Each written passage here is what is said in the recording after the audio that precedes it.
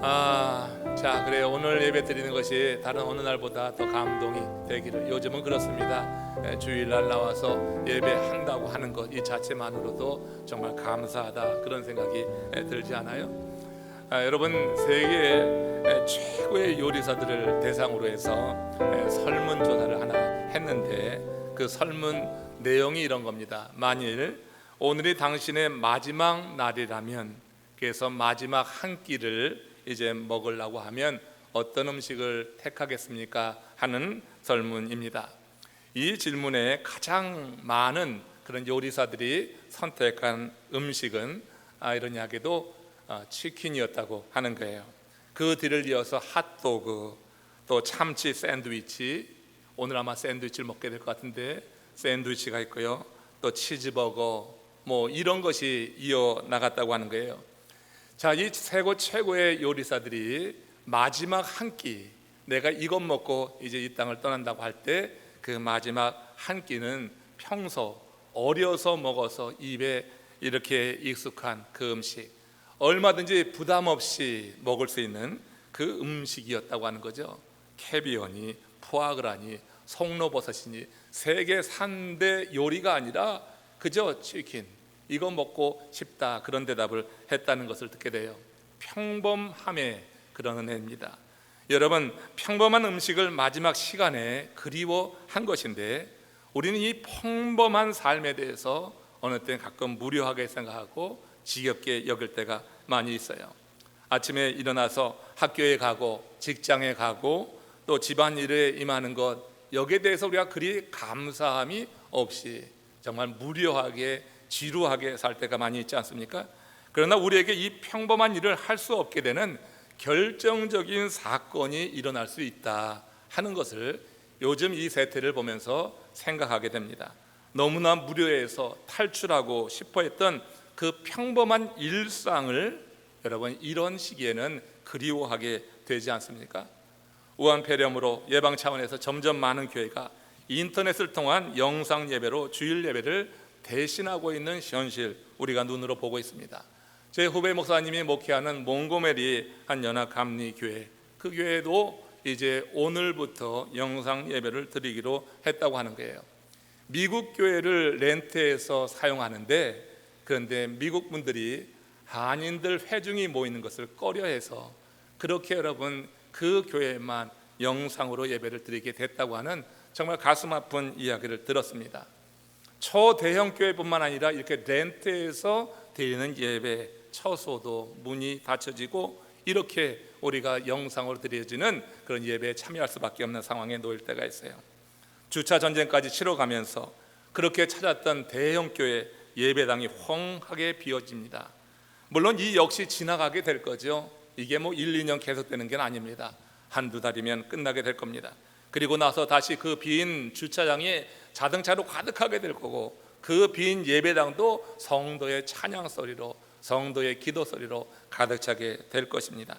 그러나 이번 사태를 겪으면서 계속 맴도는 생각 하나가 있는 겁니다. 교회가 교회답지 않으면 교세 자랑은 한여름밤의 꿈처럼 허무하게 될 때가 오겠구나. 교회가 바로 서서 이렇게 있지 않을 때 하나님께서 한번 손을 드시면 그렇게 될 수도 있겠구나 하는 생각을 해보고, 주일마다 온 가족이 손에 손을 잡고 한 차에 몸을 싣고 교회에 예배한다고 하는 이 평범한 삶이, 이것이 축복이구나. 이런 복을 우리가 누리지 못하는 그때가 어느 날 갑자기 찾아들 수도 있겠구나 하는 것입니다. 여러분, 진정한 행복이 무엇입니까?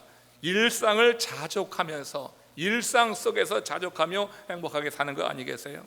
행복은 캐비어가 아니라 치킨입니다.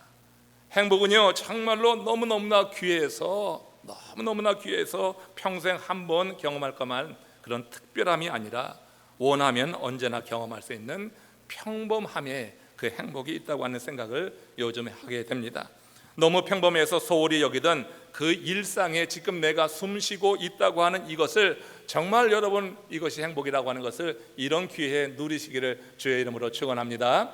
정말로 무료하게 생각하던 그것이 내게 정말 가장 행복한 순간이다 하는 것을 꼭 어려움만 겪으면서 생각하지 말고, 이런 기회에 한번 깊게 생각하면서 하나님의 은혜를 기억한다고 하면 그거 여러분 의미 있는 시간이 될 거예요. 일상을 산다는 것이 물론 다 행복은 아닙니다. 주 안에서의 일상이 되어야 되는 거죠. 일상이라고 다 우리가 믿음의 눈으로 볼 때 그 모든 것이 다 축복이라고 볼 수 없는 것이고, 주 안에서의 일상이라고 하는 것, 이렇게 살 때 그것이 복이 될 수 있겠다 하는 생각을 해봅니다. 이것이 오늘 말씀에서 우리에게 주는 교훈이 아니냐 생각을 해요. 창세기 19장 23절에서 25절 말씀입니다. 같이 합독합니다. 롯이 소알에 들어갈 때 해가 돋았더라.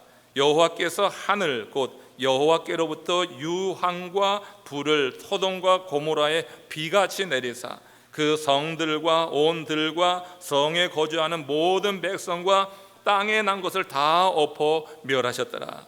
소돔과 고모라가 하나님의 심판을 받던 날의 풍경입니다. 성경이 묘사하고 있는 이 말씀의 의미를 우리가 깊게 한번 생각해 보길 원해요. 소돔과 고모라의 유황불 심판이 임하기 전에 롯은 그 딸들과 사위들에게 이런 경고를 했어요. 창세기 19장 14절에서 롯이 그 사위와 딸들에게 하는 경고 함께 읽습니다. 여호와께서 이 성을 멸하실 터이니 너희는 일어나 이곳에서 떠나라 하되 그의 사위들은 농담으로 여겼더라. 롯의 사위들은 롯이 전한 하나님의 경고를 듣지 않았습니다. 그 경고를 들었다면 그들이 생명을 건졌을 것이지만 그들은 롯이 전하는 하나님의 말씀을 농담으로 여겼다고 하는 거예요. 하나님의 말씀을 어떤 태도로 듣느냐, 이거 대단히 중요한 것입니다. 하나님의 말씀이 오늘 살아있는 생명의 말씀으로 들려주시기를 주의 이름으로 축원합니다.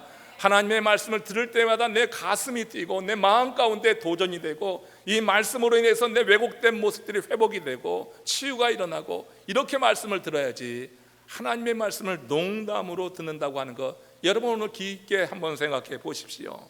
이 사위들이 농담으로 들었습니다. 그리고 그 다음날 그들에게 일상이 시작이 된 것입니다. 롯이 소알에 들어갈 때 해가 돋았다고 하는 것은 일상의 삶이 다시 시작되었다고 하는 것 아니겠어요? 그날은 하나님의 심판이 예정된 날입니다. 그런데 그날 다른 날과 다른 징조가 보인 게 아니에요. 다른 징조가 보이면 어떻게 무슨 준비라도 해볼 건지인데 다른 징조가 전혀 보이지 않는 일상이었습니다. 똑같이 시작되는 일상이었습니다. 그들은 그 평소처럼 살다가 죄악 중에 멸망한 게, 그들이 살았던 평소의 삶이라고 하는 것, 그들이 살았던 일상의 삶이라고 하는 것은 하나님의 말씀을 농담으로 여기는 그런 삶이라고 하는 거예요. 주 안에 있지 않기 때문에 하나님의 말씀을 농담으로 여기면서 살아가는 일상은, 그것은 여러분 복이 아니라 그건 화가 되는 것입니다. 일상이라고 다 복이 아니라 주 안에서 맞이하는 일상이야말로 복이 되는 줄로 믿습니다. 하나님의 말씀을 들을 때마다 하나님의 특별한 은혜에 구하시길 바랍니다. 성령의 역사 속에서 그 말씀이 깨달아지고 들려지는 은혜가 있기를 주님의 이름으로 축원합니다. 농담으로 듣지 마십시오. 이거 여러분 옛날 흘러간 노래로 듣지 마십시오. 지금 살아 역사하시는 생명의 말씀으로 듣는 은혜가 임하기를 주의 이름으로 축원합니다. 하나님의 말씀은 어제나 오늘이나 영원토록 동일하시다고 그랬어요. 수천 년 전에 기록된 하나님의 말씀이 오늘도 역사할 수 있는 것은 그것이 하나님이 시간을 초월해 계신 분이기 때문에 그래요. 하나님이 시간을 창조하신 분으로 시간에 매여 있지 않고 시간 위에 계시기 때문에 하나님은 항상, 그러나 영원토록 이렇게 영원하신 하나님이라고 하는 것을 우리가 기억합니다. 롯이 소알에 들어갈 때 해가 돋았어요. 일상이 반복이 되었다고 하는 건데, 이 일상 속에서 롯의 사위들과 소돔과 고모라 성에 있는 모든 사람들이 유황불 심판을 맞게 되었어요. 그날 그 성에 누구도 주 안에서 일상을 맞이하지 않았기 때문에 그렇다고 하는 것이에요. 그들 중에 한 명이라도 소돔에 해가 돋았을 때 주 안에서 일상을 시작했다고 하면 그 사람을 하나님은 어떠든지 건져 주셨을 것이나, 그러나 그들은 그렇지 아니했던 것입니다. 누가복음 17장 35절 이와 관련해서 우리가 이 말씀을 한번 묵상해 봅시다. 누가복음 17장 35절입니다. 시작. 두 여자가 함께 맷돌을 갈고 있으며 하나는 데려감을 얻고 하나는 버려둠을 당할 것이라. 하나는 데려감을 받고 하나는 버려둠을 당한다. 휴거에 관한 말씀입니다. 이 말씀은 오늘날 강단에서 거의 설교하지 않는 휴거에 관한 말씀이에요. 1992년 담이 선교회에서 휴거일을 정하고 그날 반드시 휴거된다고 하며 많은 사람을 미혹한 적이 있습니다. 그래서 어떤 많은 사람들이 흰 옷을 입고 한 곳에 모여서 쉬고 될 것을 기다리면서 자정을 맞이했었죠. TV에서 중계까지 했었습니다. 그러나 아무 일도 일어나지 않았습니다. 그 사건 이후에 한국 강단에서 휴고는 입에 담지 못할 금기어가 되었습니다. 그러나 여러분, 그날 그 명시하는 것이 잘못된 거지요. 사람을 미혹하는 것이 잘못이지만 휴고는 분명히 성경에 기록되어 있는 주님의 말씀입니다. 다만 오늘의 말씀과 관련해서 우리가 주목해 봐야 될 대목이 있는데, 그게 일상의 삶이라고 하는 거예요. 여기 보세요. 두 여자가 맷돌을 갈고 있습니다. 맷돌을 갈고 있는데 한 여자는 데려감을 당하고 한 여자는 버려둠을 당할 것이다. 한 여자는 구원에 이르고 한 여자는 멸망을 당했다. 이런 얘기가 되는 거 아니겠어요? 여러분, 맷돌을 간다고 하는 것이 무엇입니까? 일상의 삶을 살고 있다고 하는 것입니다. 휴거당하는 그 날까지, 그 아침까지, 휴거당하는 그 날까지 일상의 삶을 살고 있는 거예요. 그러나 한 여자는 일상을 살되 주 안에서의 일상을 살고 있었기 때문에 데려감을 당하는 거예요. 그러나 한 여자는 주 안의 일상이 아니라 자기 마음대로 사는 일상이었기 때문에 데려둠을 당하지 못하고 이 땅에 버려둠을 당해서 망하게 된다고 하는 거예요. 여러분, 이 휴거에 관해서 우리가 생각할 때 일상에서 우리가 주 안에 살아간다고 하는 것이 얼마나 귀하냐. 지금 이런 사태를 바라보면서 우리가 주 안에 있다고 하는 그런 확신이 든다고 하면 이러한 어려움 가운데 오히려 하나님의 은혜가 더 깊어지게 될 줄로 믿습니다.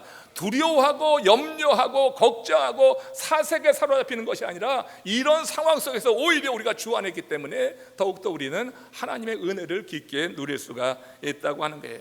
또 하나, 이런 종말에 관한 이야기를 한번 들어봅시다. 마태복음 24장 18절에서 주님께서 이렇게 말씀하신 적도 있어요. 같이 읽습니다. 밭에 있는 자는 겉옷을 가지러 뒤로 돌이키지 말지어다. 여러분, 이것도 종말에 있는 하나의 일을 이야기하면서 밭에 있는 자를 지금 주목해 보십시오. 밭에 있다고 하는 것은 일하고 있는 것입니다. 지금 여러분, 마지막 종말이라고 해서 따로 모여서 어떻게 신비적인 의전을 행하고 있는 것이 아니라 밭에서 일하고 있는 거예요. 다만 주 안에서 밭에서 일하고 있다고 하는 거예요. 우리가 여러분, 이런 일들을 보면서 나의 일상은 과연 지금 어떠한가, 이걸 한번 생각해 봐야지 되는 거예요. 이번 사태를 통해 배우는 교훈은 우리의 일상을 주 안에서 시작하는 기회로 삼아야 된다고 하는 첫 번째 교훈을 듣게 되는 것입니다. 바울은 이와 관련해서 고린도 교회에 보낸 편지에서 다음과 같이 말씀했어요. 고린도후서 13장 5절 말씀입니다. 13장 5절에 이렇게 말씀합니다. 너희가 믿음에 있는가? 너희 자신을 시험하고 너희 자신을 확증하라. 예수 그리스도께서 너희 안에 계신 줄을 너희가 스스로 알지 못하느냐? 그렇지 않으면 너희가 버리운 자니라. 이렇게 바울이 너희가 믿음 안에 있는가 스스로 시험하고 확증하라고 이렇게 말하고 있어요. 도전하는 것입니다. 우리의 믿음을 날마다 새롭게 하는 기회로 삼으라고 하는 거예요. 날마다 새롭게 하는 기회로 삼아라. 지금 확진자 수와 사망자 수를 들을 때마다 가슴이 벌렁벌렁하고 두려워하고 불안해하고 사색에 지금 이게 젖어드는 사람들이 있어요. 이거 여러분, 사단의 전략에 말려들고 있다고 하는 것입니다. 우리 주님께서 원하시는 것은 근심하는 마음이 아니라 주 안에서 평안인 줄로 믿습니다. 그러므로 여러분, 우리가 이런 일들, 이런 사태를 겪게 되면서 우리가 이렇게 두려워하고 불안해하고 이렇게 여러분 사색기의 그런 얼굴빛을 갖고 살아간다고 하면 사단의 전략에 말려들어서 우리는 여러분 점점 더 세상을 향하게 되고 세상의 방식을 취하게 되는 그와 같은 삶을 살게 될 거예요. 우리는 오히려 각각 내가 지금 믿음에 있는가를 살피는 기회로 삼아야 되는 것입니다. 하나님 앞으로 더욱더 가까이 나가려고 결단해 보십시오. 오히려 이럴 때 결단하십시오. 마음으로 내 자신의 믿음을 시험하고 확증하는 가운데 내가 지금 주 안에 있는가, 이걸 살피는 기회로 삼는다고 하면 오히려 이런 기회를 통해서 여러분들의 믿음이 더욱더 성숙해 되어지고 한 단계 더욱더 성장하게 될 줄로 믿습니다. 바울은 이 믿음을 확인하는 하나의 기준을 말하는데 그리스도가 내 안에 있느냐 하는 것입니다. 그리스도가 내 안에 있느냐. 바울은 이에 대해서 경고의 말씀을 덧붙여서 로마서 8장 9절에서 보다 강력하게 이렇게 요청을 합니다. 한번 같이 읽습니다. 만일 너희 속에 하나님의 영이 거하시면 너희가 육신에 있지 아니하고 영에 있나니 누구든지 그리스도의 영이 없으면 그리스도의 사람이 아니라. 이 말씀이 뭐예요? 우리들이 스스로 믿음 위에 서 있는지를 확인할 수 있는 중요한 기준이라고 하는 거죠. 믿음이 있으면 자신이 그리스도와 함께 있다는 사실을 알 것이다. 이것을 알지 못하면 믿음이 없는 것이다. 더 나아가서 버리운 자라고 하는 것이니까 이게 얼마나 정신 번쩍 뜨게 하는 이야기예요. 믿음이 있다고 하면 내가 지금 그리스도 안에 있다고 하는 것을 아는 것입니다. 내가 그것을 알아야 되는 거예요. 그걸 알지 못한다고 하면 믿음이 없는 것이다. 그러면 버리운 자라고 이렇게 경고하고 있어요. 예수님은 기독교의 금과 옥조라고 하는 산상수훈에서 하나님이 어떤 분인지 이렇게 밝힌 적이 있습니다. 이와 관련해서 같이 읽어보는데 마태복음 5장 45절 말씀입니다. 같이 읽습니다. 하나님이 그 해를 악인과 선인에게 비추사 비를 의로운 자와 불의한 자에게 내려주심이라. 하나님께서 해와 비를 악인과 선인에게 다 골고루 주신다고 하는 거예요. 하나님께서 골라가면서 이쁜 사람에게 해를 주고 미운 사람에게만 비를 주는 게 아니다. 비라고 하는 것이 성경에서 여러분 축복의 상징도 되지만 지금 이 비라고 하는 것을 해와 비교했을 때는 인생의 공고한 삶, 어려운 삶, 이걸 말하는 거 아니겠어요? 그러니까 하나님께서 해를 주시고 비를 주실 때 선인 악인에게 다 골고루 주신다고 하는 거예요. 하나님이 지으신 모든 것은 선함에 감사함으로 받으면 버릴 것이 없다. 디모데전서에서 바울이 그렇게 이야기하잖아요. 그러므로 이번 사태에 대한 우리의 1차적인 반응은 저는 무엇보다 먼저 감사하는 것이다. 지금 비가 오는 것처럼 우울하고 나를 근심하게 하는 사건이 벌어지고 있지만 이런 사건을 바라보는 우리들의 1차적인 반응은 그 사도 바울의 권면에 따라서 감사하는 거예요. 조금 예배 인원이 줄어들어서 감사하는 거예요. 내가 나와서 이 예배당을 채울 수 있음에 감사하는 거예요. 여러분들의 삶의 비즈니스가 지금 위축될 수 있지 않아요? 사람들의 왕래가 줄어들게 되면 한국처럼 그렇게 될 날이 곧 오게 될 겁니다. 이민을 사는 우리들이 비즈니스가 하루 먹고 하루 벌어서 하루 사는 사람들도 꽤 되는데 여러분 그 비즈니스가 여러분 일주일 한 달 계속해서 그렇게 손님이 찾지 않는다고 하면 얼마나 두렵겠어요. 그럼에도 불구하고 우리가 첫 번째 보여드릴 반응은 먼저 감사하는 것입니다. 그리고 하나님의 말씀, 묵상, 기도로 하나님의 뜻을 깨닫기를 우리가 선택하고 결단하는 거예요. 왜 그런 거 하니? 신명기 29장 29절 말씀 보십시오. 신명기 29장 29절 같이 읽습니다. 감추어진 일은 우리 하나님 여호와께 속하였거니와 나타난 일은 영원히 우리와 우리 자손에게 속하였나니 이는 우리에게 이 율법의 모든 말씀을 행하게 하심이라 그랬습니다. 이것 때문에 그렇습니다. 우리는 나그네 인생길을 걸어갈 때 우리에게 나타나는 다양한 일을 경험하는 거예요. 인생의 이 나그네길에서 다양한 일을 경험합니다. 이렇게 우리에게 나타난 모든 일은 우리와 우리 자손에게 속한 것이다. 그래서 우리의 일상에서 경험하는 모든 일을 말하는 거예요. 그런데 이 세상에 나타난 일 중에는 하나님이 감추어 두었기 때문에 그 뜻을 알 수 없는 그런 사건도 있다고 하는 거예요. 내게 나타난 일들 가운데는 하나님이 감추어 두셨어요. 모세는 하나님이 이렇게 나타난 일 속에 감추어 두신 하나님의 일을 이미 율법에 계시했다고 하는 거예요. 그래서 나타난 일 속에 내가 도대체 이해할 수 없는 그런 상황에 놓이게 될 때는 하나님의 율법을 펴라고 하는 거예요. 그래서 말씀대로 행하게 하게 하심으로 말미암아 율법 속에서 지금 나타난 일 속에 감추어 있는 하나님의 뜻을 깨닫게 하시는 것이 하나님께서 인생의 비를 주시고 인생의 고난을 주시고 인생의 시험이 오고 연단이 오는 중요한 이유라고 하는 거예요. 우리가 전부 다 모두가 다 지금 나타난 일로 인해서 온 세계가 지금 두려움에 사로잡혀 있어요. 지금 이 나타난 일은 코로나 이 바이러스로 말미암아서 모든 사람들에게 다 나타난 거예요. 전 세계적으로 나타나고 있는 일이에요. 이 일 속에 하나님이 감추어 두신 뜻이 있는 거 아니냐. 이미 하나님은 율법에 하나님의 그 뜻을 담아주셨으니 이러할 때 우리가 할 일이 무엇이냐? 이러할 때 할 일이 무엇입니까? 무엇보다 먼저 감사하시기를 주의 이름으로 축원합니다. 무조건 감사하세요. 이유를 알 수 없어도 일단 감사하세요. 그리고 하나님의 말씀을 묵상하고 기도를 통하여서 그 하나님의 뜻이 어디 있는가를 우리가 살핀다고 하면 그 뜻을 발견하는 그 순간부터 우리의 삶은 환경이 어쨌든 상관이 없습니다. 하나님이 주시는 강한 마음으로 반드시 세워지게 될 줄로 믿습니다. 그렇기 때문에 이번 사태를 통해서 배우는 첫 번째 교훈은 우리가 일상에서 지금 주 안에 거하고 있는 기회로 삼자. 지금까지 우리가 게을렀습니다. 우리 자신이 육신의 욕망을 따라 살았습니다. 이제 일상이 주 안에 거하는 삶이 되게 될 때 우리는 이 삶 속에서 하나님의 뜻을 분별하고 아는 가운데 바로 고치면서 우리가 하나님께서 다시금 회복시켜 주시고 우리 삶 가운데 다시 일상의 삶, 평범한 삶을 주시는 그때를 우리가 맞이하게 될 거예요. 이렇게 교회를 닫느냐 마느냐, 교회에 얼마나 성도가 줄어드느냐 이렇게 하는 그런 걱정이 아니라 우리가 함께 만나서 악수도 하지 못하고 거리를 둬야지 되고 하는 이와 같은 염려와 두려움이 아니라 다시 평범한 삶으로 우리 주님께서 회복시켜 주실 것을 기대합니다. 그러므로 일상이 주 안에 거하는 하나님의 사람들 되시기를 주님의 이름으로 축원합니다. 두 번째, 우리가 이번 사태를 통해서 배우는 교훈, 그것은 우리가 주 안에서 온전해지는 기회로 삼아야 되겠다고 하는 거예요. 내 일상의 주 안에 있게 될 때 거기서부터 내가 주님 안에서 온전해지게 될 겁니다. 그러므로 이 일을 통하여서 우리가 보다 이전보다 온전해지기를 소망해보자. 야고보 사도는 이와 관련해서 다음과 같이 우리에게 교훈합니다. 야고보서 1장 2절 4절 말씀입니다. 같이 읽습니다. 내 형제들아, 너희가 여러 가지 시험을 당하거든 온전히 기쁘게 여기라. 인내를 온전히 이루라. 이는 너희로 온전하고 구비하여 조금도 부족함이 없게 하려 함이라 그랬어요. 여러분, 우리가 시험을 당하는 것은 모든 믿는 자들이 다 당한다고 하는 이야기의 이 말의 의미는요, 그렇죠? 이 말의 의미는 우리가 시험을 당할 때마다 기쁘게 여기라고 하는 말이에요. 성도라고 이게 비껴가지 않는다고 하는 거예요.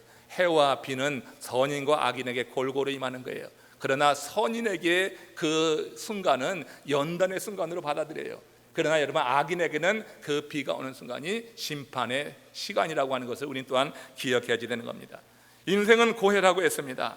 우리의 일상은 이 고해를 항해하는 이력 편주와 같아요. 그 망망대해에 떠있는 하나의 이력 편주같이 그렇게 불안합니다. 그러므로 모든 인생에는 크든 작든 파도가 밀려오게 돼 있어요.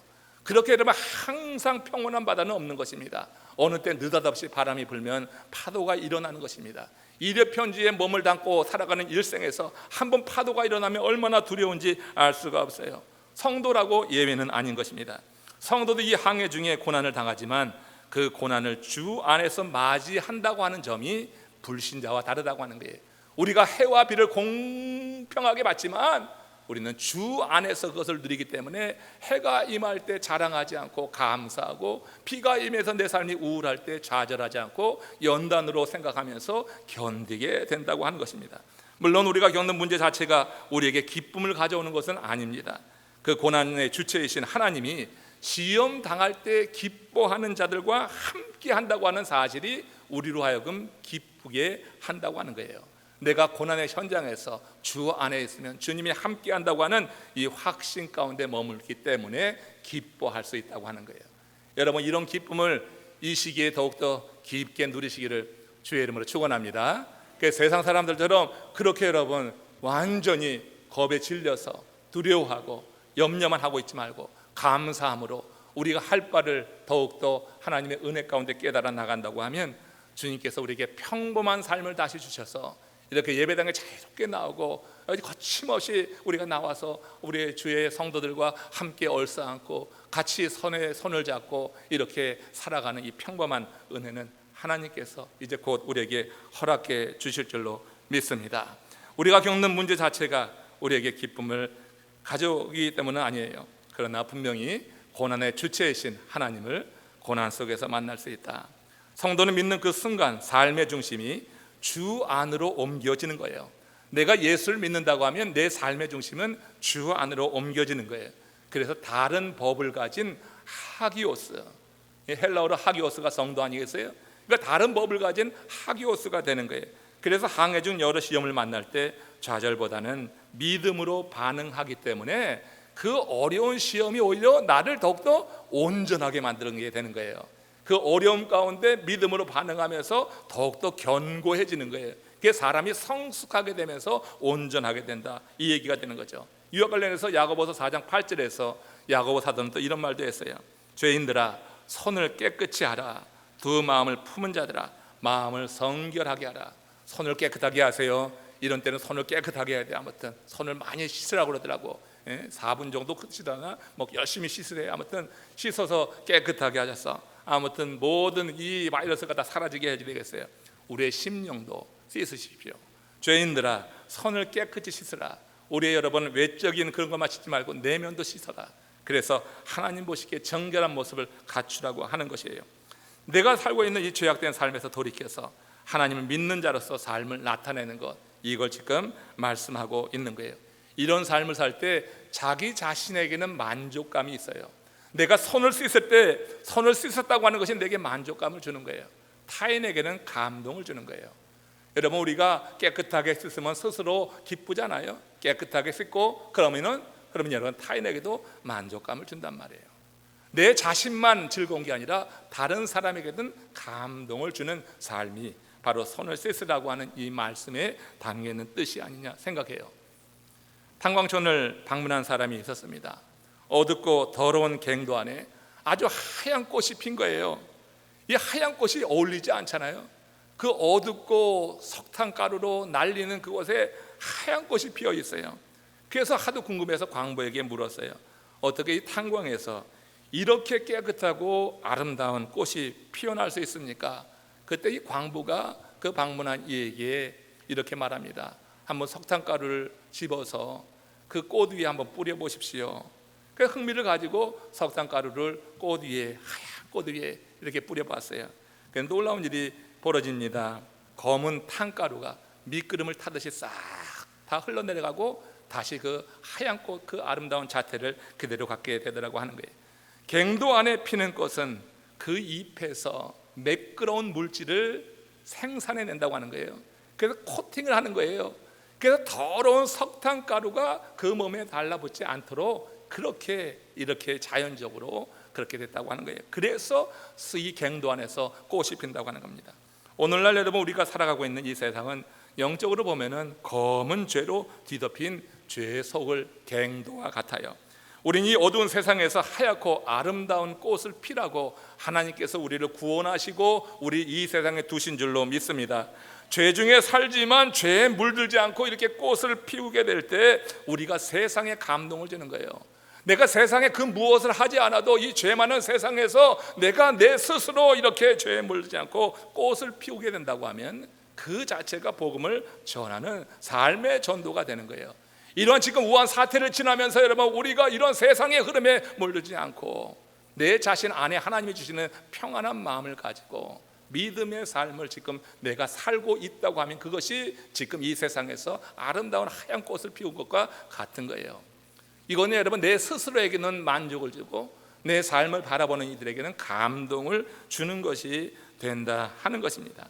야고보는 이것을 가능케 하는 비결을 손을 깨끗이 하고 마음을 성결케 하는 것이라고 했어요. 그리스도의 보혈로 적셔서 온전해짐으로 말미암아서 하나님의 사랑을 대내외적으로 보이는 것이다 하는 것입니다. 이 사순절 두 번째 주간을 지나면서 예수 그리스도의 보혈이 여러분들의 삶을 코팅하시기를 주의 이름으로 축원합니다.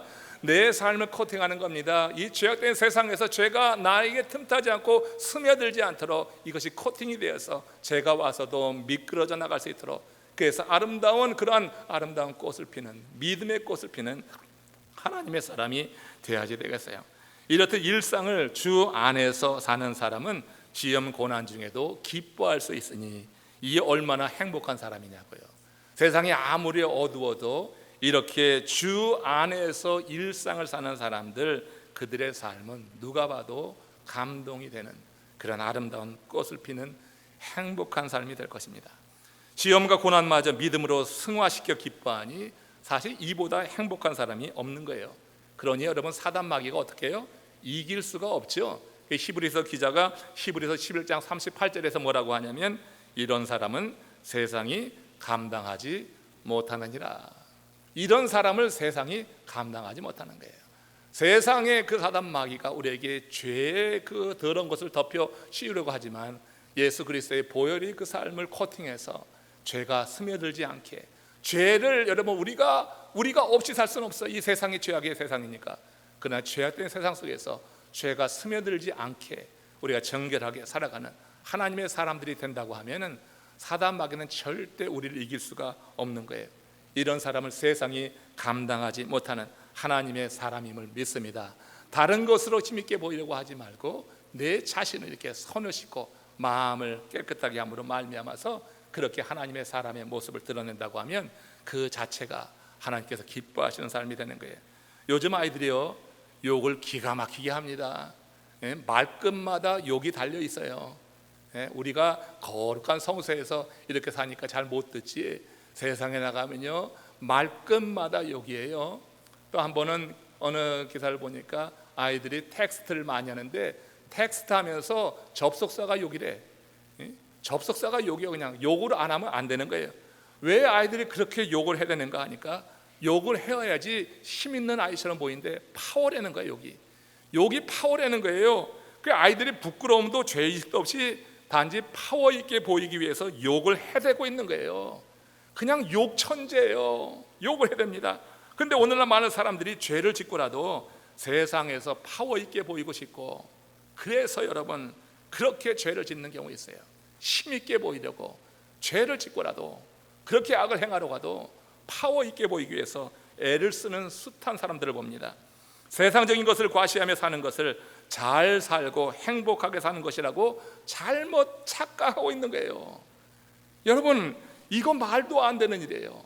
세상 것을 바라보게 되면 우리가 다 그렇게 흘러가는 거예요. 그런 가치관 가운데 그렇게 쌓여서 우리도 알게 모르게 그런 것을 힘으로 알고, 그런 걸 파워로 알고, 그런 걸 소망하면서 산단 말이에요. 우리가 뭘 바라보느냐 대단히 중요한 거 아니에요? 한국방송공사에서 이런 조사를 했어요. 한국인들이 TV 시청률을 이제 조사했는데 하루 평균 시간이 3시간 8분이라고 하는 통계가 한번 나온 적이 있습니다. 그래서 우스갯소리로 한국 사람들 얼굴 형태가 점점 네모로 변해간다, 뭐 이런 말도 있었어요. 여러분, 사람은 바라보는 것을 닮게 돼 있는 거예요. 멍하니 TV만 바라보고 있으니 얼굴이 네모가 된다는 그런 말 아니에요? 지금 여러분 이 평범함이 사라져서 점점 예배도 이제 인터넷을 통해서 그렇게 영상을 본다고 하면 어째 걱정하는 것은 얼굴이 네모나게 될까 봐 걱정이에요. 교회에 다 나와서 우리 하나님께 드리는 예배 영으로 진리로 드릴 수 있기를 바랍니다. 어느 날 갑자기 네모로 된 얼굴을 보면은 참 실망할 것 같아요. 우리가 주님의 성전에서 드리는 예배 사모하고 정말로 부득이하게 우리가 또 영상으로 보는 그 순간이 온다고 하면 어쩔 수 없이 맞이해야 되겠지만, 우리가 바라보는 것은 화면이 아니라 그 화면 속에서 선포되는 하나님의 말씀을 내 마음에 새기고, 그 화면 속에서 선포되는 예수 그리스도를 바라보는 그와 같은 특별한 은혜가 있어서 얼굴이 네모나게 되지 않고 우리 주님의 얼굴을 담아서 가름하게 되기를 주님의 이름으로 축원합니다. 여러분, 과시할 것으로 행복해하는 사람들, 과시할 것으로 행복해하는 사람들은요 평생 남에게 보여줄 것만 찾아다녀요. 이거요, 병든 사람이 있어, 중독된 사람이 있어. 뭔가 보여주고 존재감을 나타내려고 하는 사람이 세상에 꽤 많이 있어요. 그래서 뭔가 보여주기 위해서 그렇게 혈안이 돼 있어. 평생 남에게 보여줄 것만 찾느라고 실제는 자기 인생을 살지 못하는 사람이에요. 여러분, 그것처럼 불행한 인생은 없어요. 내 인생을 살지 못하고 내 인생의 마지막 한순간이 왔을 때 만족할 수 있는 사람이 있느냐? 없어요. 내 인생을 주 안에서 살아낼 때, 그때 여러분 그 삶 속에 하나님께서 주시는 비전과 꿈과 하나님 주시는 그런 마음으로 살았다고 하는 고백 속에서 우리는 만족하게 될 줄로 믿습니다. 할 수 있을 때 하지 않으면요, 하고 싶을 때 할 수 없는 상황이 도래하게 돼 있어요. 우리가 여러분 예배 드리는 것은 지금 다 할 수 있는 거예요.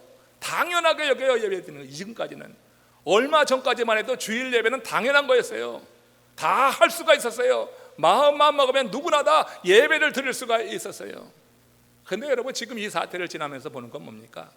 정말로 예배하고 싶어도 예배할 수 없는 그런 강제적인 순간이 올 수 있다고 하는 거예요. 그 큰 예배당이 텅 비게 되는 그 순간이 올 수 있다고 하는 것, 우리 경고의 메시지로 한번 들어봐야지 되는 거예요. 여러분, 교회당 크기를 자랑할 것이 아니라 우리 마음의 믿음의 크기를 자랑할 수 있기를 주님의 이름으로 축원합니다.